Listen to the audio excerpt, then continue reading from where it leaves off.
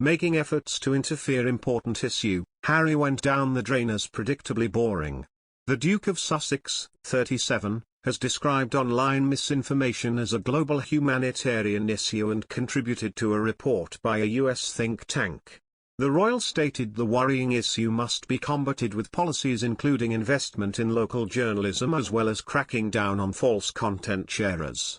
The 15-point action plan, devised by industry experts and published on Monday, calls for leaders across public, private, and non-profit sectors to consider implementing their recommendations to stop the proliferation of fake news.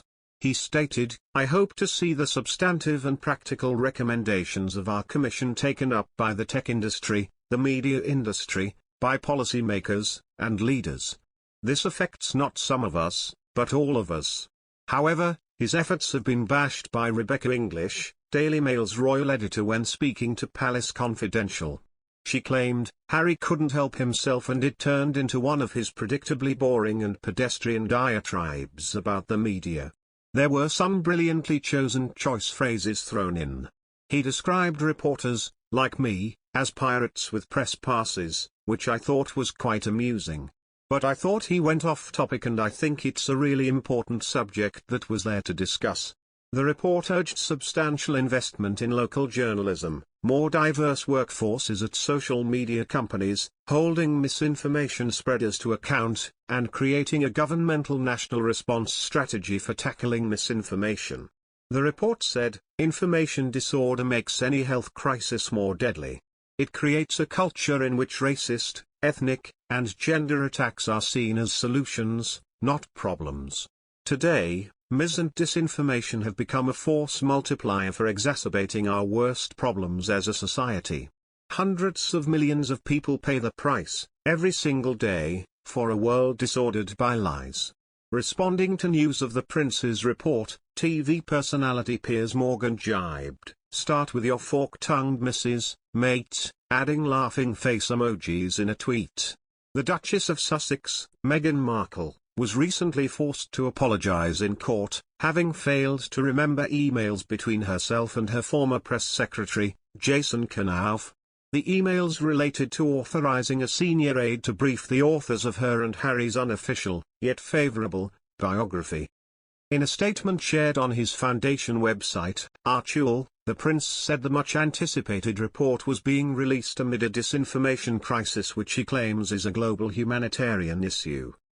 "I hope to see the substantive and practical recommendations of our commission taken up by the tech industry, the media industry, by policymakers, and leaders.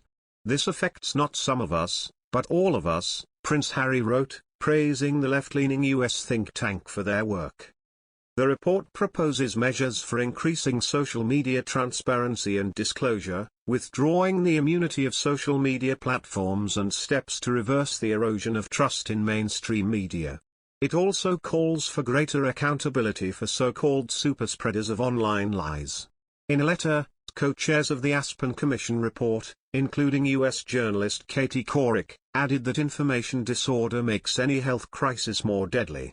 It slows down our response time on climate change. It undermines democracy. The expert group, which also includes Chris Krebs, a former director of the U.S. Cybersecurity and Infrastructure Security Agency, claims that disinformation has created an environment where racist, ethnic, and gender attacks are seen as the solution to societal issues, and not the problem. Last week, Prince Harry, speaking on a panel called the Internet Lie Machine, organized by Wired magazine, asserted that the Internet is being defined by hate, division and lies. The British royal also claimed he saw the January 6 Capitol riot coming and had warned Twitter's boss, Jack Dorsey, that his platform was being used to organize an insurrection the day before.